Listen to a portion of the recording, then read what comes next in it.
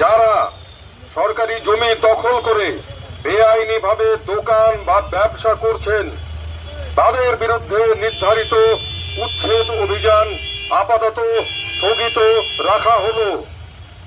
যারা বেআইনিভাবে দোকান বা ব্যবসা করছেন তাদের বিরুদ্ধে উচ্ছেদ অভিযান আপাতত স্থগিত রাখা হলো।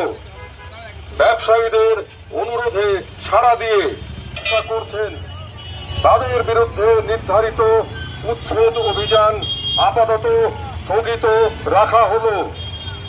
যারা বেআইনিভাবে দোকান বা ব্যবসা করছেন তাদের বিরুদ্ধে উচ্ছেদ অভিযান আপাতত স্থগিত রাখা হলো। ব্যবসায়ীদের অনুরোধে সাড়া দিয়ে মাননীয় মহানাগরিক অত্যন্ত সহৃদয়তার সঙ্গে এই সিদ্ধান্ত গ্রহণ করেছেন।